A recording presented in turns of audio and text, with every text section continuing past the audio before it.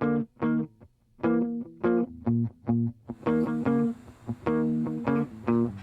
down in Tribeca. I'm standing in front of a restaurant that I remember. It's 2008, and I remember this place in 1985 when it opened as Montrachet. Yeah, if you don't really ring a bell, that's Drew Nieporent and David Boulay in the early days when Tribeca was not a restaurant neighborhood. This is the restaurant that turned it around. That was the first great French restaurant downtown. Opened up this neighborhood. Really, kudos to Drew. Here he's tapped Paul Liebrandt, one of the most talented chefs in the city, who's been kind of underemployed kind of here and there for the last couple of years. Super talent. So you got a great guy in the kitchen, a young buck that's super talented. Drew, 25-year pro in this business. This is one of the most important restaurants to open up in 2008 and really in the last couple of years. Corton, like the Burgundy. We're going to go inside, meet the chef, talk to Drew, and get the story.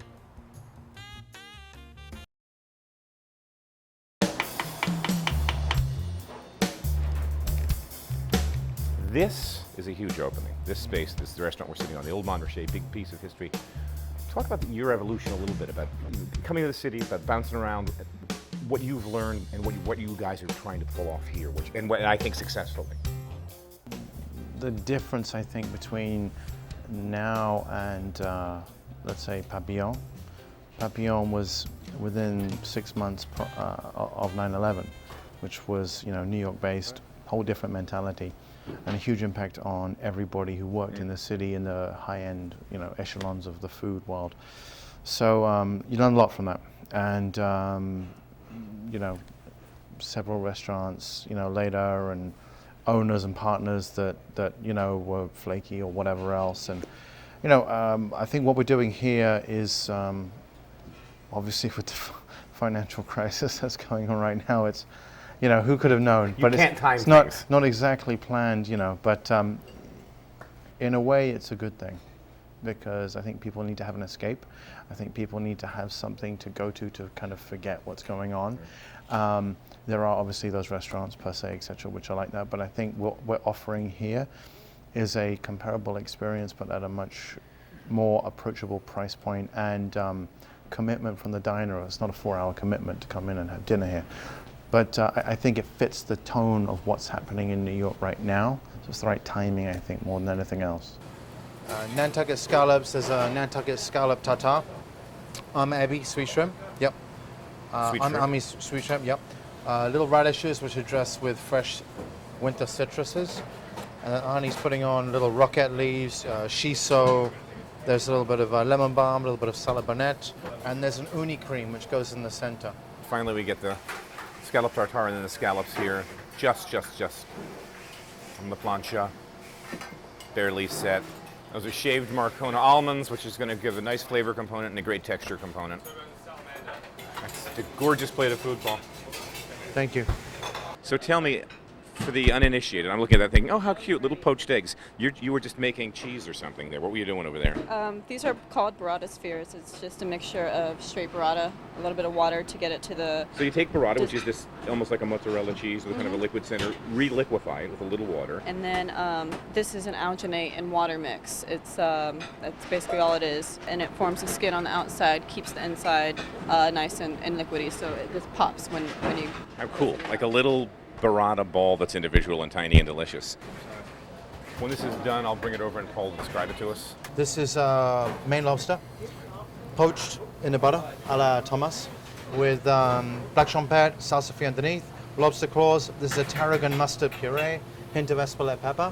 And then on the side here, we have a little risotto using riso pasta, and right in the center there is a burrata sphere, which I'm going to give you right now, and then you pops in the mouth. Skin's like not there, and it literally just explodes. These things get thrown around like molecular gastronomy and these big words, and I think it confuses people. I don't want to put you in any box. You describe to me what you're doing, and maybe a little bit of the evolution that led you to this particular menu with this particular restaurant. Well, the style of food, I guess you could say, is contemporary French. It's based on modern French cuisine, I guess you could say. So molecular gastronomy, as you say, gets thrown around a lot. Molecular gastronomy is not a way to cook. It is a terminology for a better understanding of food. I think it gets misused a lot. We don't cook that style of food here. but we take a lot of inspiration from the ideas that people like Hervé Thies, etc., have. And we utilize them, but not in a blatant way. It's a very subtle thing. So even though it's very classical, a lot of the dishes in a way, there's a lot of modernity at the same time. So it's a good balance. So it's definitely respecting the classics, but with a very modern twist on them. I want to get the nitrogen. It's on the way. This is the Madai, red Japanese snapper. We're going to have little crones down here and slices of matsutake mushroom. And I'm going to put a little touch of liquid nitrogen on the plate That here. is liquid nitrogen. Kind of semi-freezes the gelée around the base, which is quite nice. Off we go, guys. Let's go. Ha! Too cool. All right, Drew Nieporent, thanks for having us. Mr. Michael. No stranger to this program. We've known each other Deja for vu all over again. 20-some years when we were thinner and not so gray. I think- You know, so here we are. Montrachet, I just want to roll back the significance of this space, of this restaurant. The year Montrachet opened. We opened in April of 1985. To a Tribeca, that there was basically Odeon down here, not much else going was on. it, that was it. A new style of French dining with a super talented young chef named David Boulay in the kitchen, a young guy, I don't think you were 30 yet, running in front of the house and introducing this idea of, really at that time, relatively inexpensive, not without the word relative, inexpensive, great French food, and the beginning of this downtown casual thing. Right. Which was new. It was a big paradigm shift because you had come out of that Leila scene. Right. I had worked at the classic French restaurants, La Grenouille, Le Périgord. Very expensive in the early 80s. And what I wanted to do was the crazy Eddie of French restaurants, you know, give it at a price that was so low that people would be startled, number one, and obviously deliver exactly the same quality, but in a newer style. And David Boulay, of course, was a disciple of Robuchon and Girardet and Bocuse, which was all our motivation, you know, our inspiration. And we opened with a $16 prefix menu. I remember that. I remember. I was going to say 18, but I would have misspoken by $2. Well, we did raise the price after we got the 3-star review. Yeah. We got the 3-star review 7 weeks after we opened. Yeah. We raised the price to $19 on all 3 courses.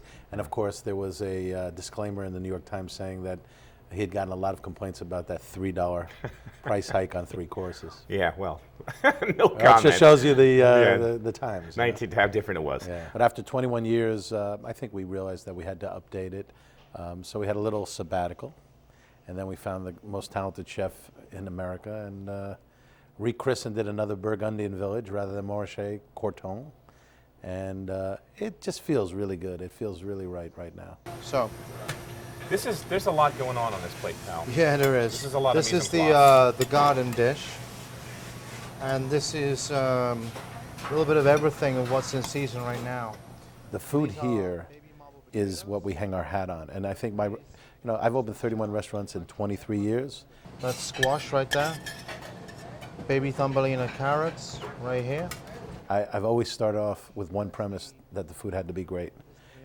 We're not interested, it's not for the commerce, it's for the satisfaction of knowing that you come to work and you put in a hard day's worth of work, and usually the results are pretty good if you work hard. This is an appetizer or an entree? Appetizer. That's a ridiculous amount of food.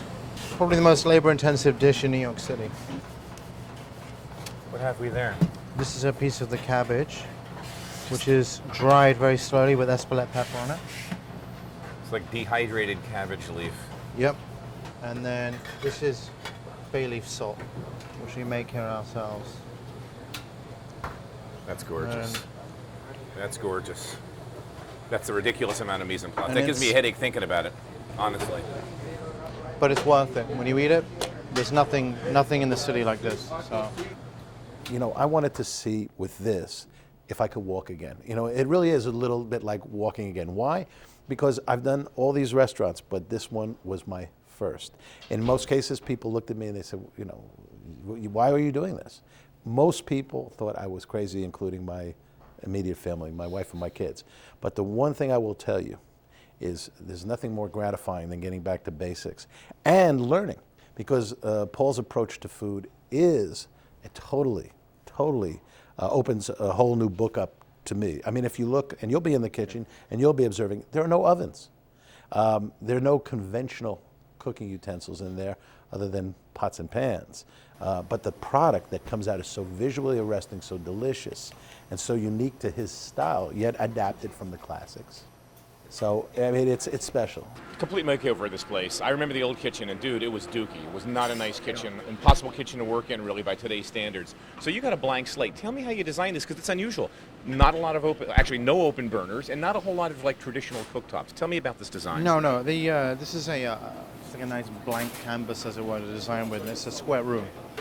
So we could have put the stove against the wall and done like a traditional line, but then that really makes it very difficult to actually control what's going on in the flow of the actual dining room. So this was designed more like an arpège, gagnère, like a small French restaurant style, where you have the pass here, and then we have the sections all laid out in lines, and then everybody cooks around the one central. Now let's just walk down the line, because again, you've got refrigeration underneath here. Yes. You've got gas, but Yes. only via flat top. That's correct, yes. Well, I have a salamander as well. You've got the salamander as well, but that's kind of for what it uses. And then you have this huge plancha here. This is Yeah, the plancha we use on both sides, because obviously we're cooking a piece of meat. We have the temperature setting different to a piece of fish.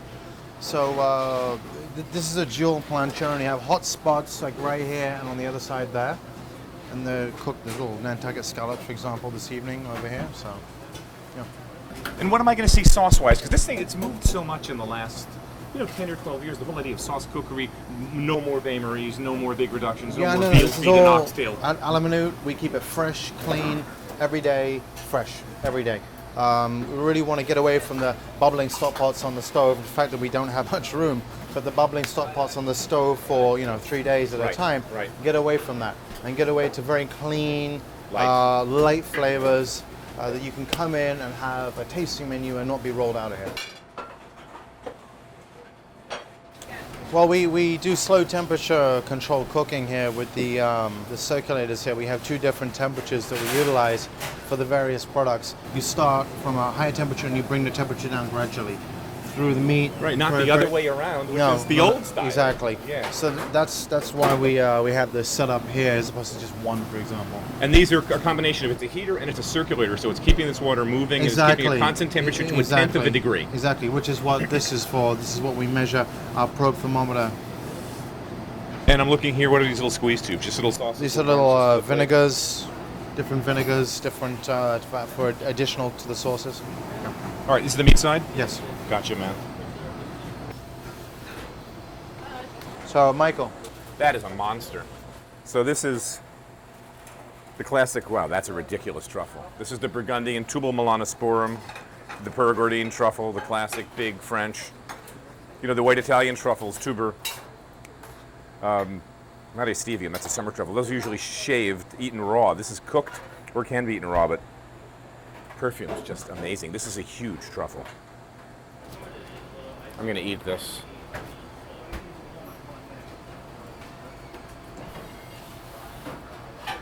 There's nothing like it. Beautiful, beautiful black truffle. That rich, that fungal, woodsy, nuancey, just keeps going on and on. That's good. If you look at the evolution of French food, you look at, let's say, from Escoffier, and even before that, Carême, very complex food, extremely long preparation on dishes, very heavy, a lot of flour, butter, cream, lots. What did Nouvelle Cuisine do? Nouvelle Cuisine got a bad rap, but what they did was clarify cuisine grand-mère, which was the old style of cookery from Escoffier. It cleaned it up and it clarified it, and it focused more on the product rather than covering heavy sauces with every single dish, and just covering the plate with glazed vegetables and things which look good but didn't necessarily taste good. So it clarified that. All that's happening now is a correction in the same way. It's being clarified on from that. And that's where the molecular gastronomy comes in, etc. But it's just an evolution, that's all. It's not a we're going backwards or it's a new thing. It's just focusing more on how to do things better. In a way, you're bucking a certain trend, and the couple of trends in the last 5 or 6 years. Scene's moved downtown. Right. It's moved casual. It's moved young. It's moved noisy. It's moved down. Not to say down ambition, but you know, when a chef signs a lease for a little space and all he's got is a 6-top stove, guess what? Right. You're getting a sautéed pork chop, collard greens, and something out of a bain-marie, and that's called dinner. Sure. Fine, for whatever. You're doing something very different. Here's a restaurant that doesn't have a soundtrack. Right. It's very civilized. The lighting's great. Like you said, not a bad table. Right. And you're really, I mean, we're talking about the price, I think for $70 whatever it is. This is a great deal, but it's running counter to that current of down and young and cheap. Yeah, it's totally counterintuitive to what you would do to make money. Right, right. But you know, I'm fortunate in that you know, the pattern usually is that you have a flagship restaurant that's highly regarded, like Montrachet was, and then you open things like Tribeca Grill and Nobu and Rubicon and whatnot, and that's what I did. The one problem is that when Montrachet sort of was out there, you know, left out there to hang a little bit, I just didn't feel that Montrachet had the graceful exit that it should have had, nor do I believe it had lost any of its power and goodwill. The gratifying thing here to open the doors in the same location, and almost all the early customers were X. I mean, Yeah. it's unbelievable. Right. This intangible asset of goodwill came back in waves. Yet, when they walked in, there was this, wow, look what you've done. But now they haven't even eaten a morsel of food. And then to carry forth on every a part of the experience, so that, you know, when people are here, they're really like, this is special. I think that's what is going to separate us, and why we tend to believe we'll be here for another long run. And New York has always been a place where these, I mean, it needs these kind of places. So let you know, the younger pack open up these little casual places with 32 seats and someone's iPod's blasting and the cooks are dancing around. That's fun. But this is a place where people can go and get a great civilized meal. And I got to tell you, some of the best cooking being done in the city today is coming out of what your kitchen now with Paul. Yeah, you know, what you've just said, if people are happy to be crowded in, sat on small tables and be uncomfortable, even if the food is good, somehow, you know, I want to treat my customers the way I want to be treated, and for some reason that I just don't gravitate anymore to restaurants like that. I want some space, and I want to be able to hear my guests, and I really do want to focus on good food and good wine. Corton, so obviously you're going to be heavy Burgundian and heavy French, but talk a little bit about putting this list together. It's been so much fun. In-house, we actually have all French. Our list is completely French with a Burgundian emphasis.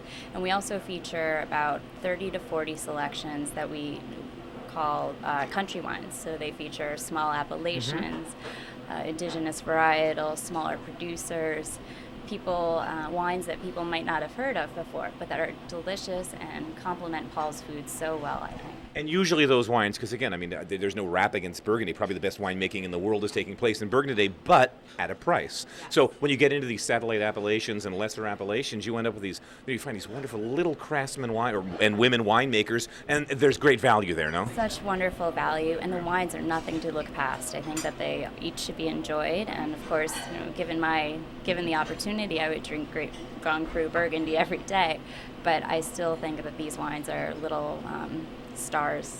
So these are cooked very gently in their own juices with a little touch of minced herbs and a little touch of the juniper oil on here as well. And then the sweetbreads that you just saw right here. These have been glazed, and then we just take that and we just place these. And what's this line here? Red wine miso. Just down. Truffles. Right. And we just warm the egg up. It's not meant to be hot. We cook it at 62.7 degrees centigrade. And then this is a chestnut dentille, which is chestnut flour and a little touch of egg white. Textural component, flavor component. So it's almost like foie de brique. Thank you, guys. That's the sirloin cooking on the plancha.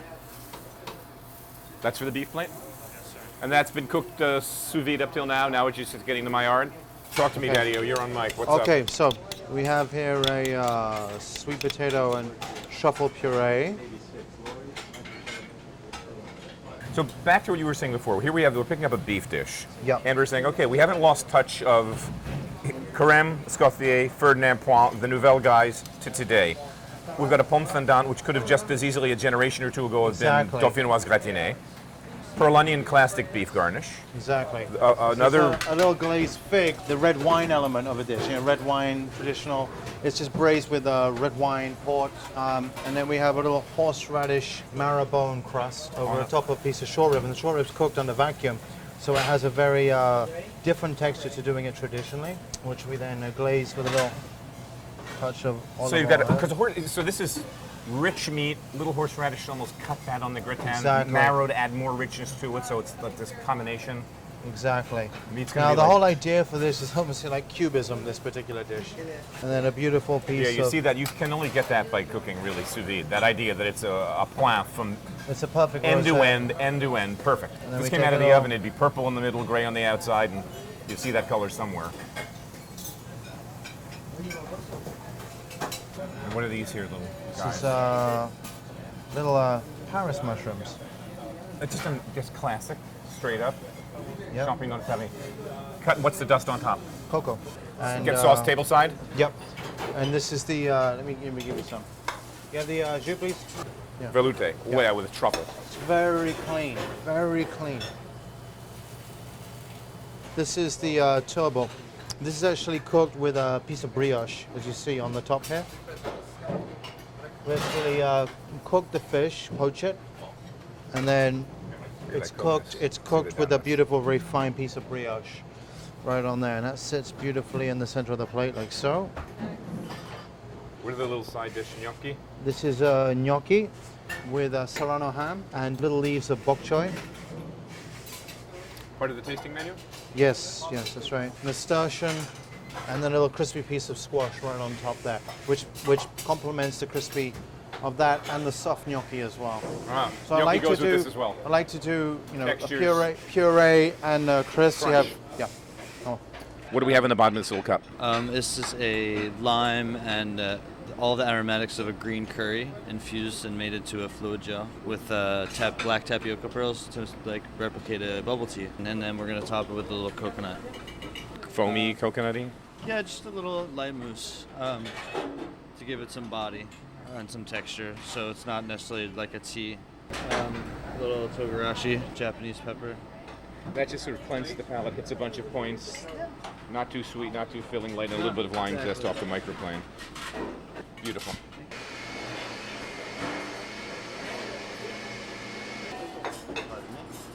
I can't see. oh, sorry.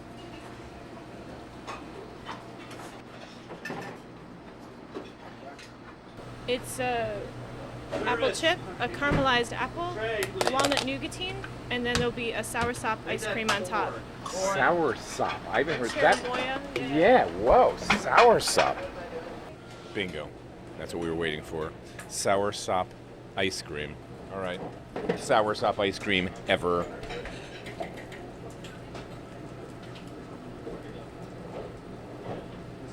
Holy cannoli. Wow, that's mad crazy. I can see how that works with the apple. Because there's almost like a sort of weird appley Grafensteiner skin green apple quality to that. That's great. Hey, what do I know? The food's amazing here. If this isn't 3 stars, my name's not Mike Colameco. Seriously.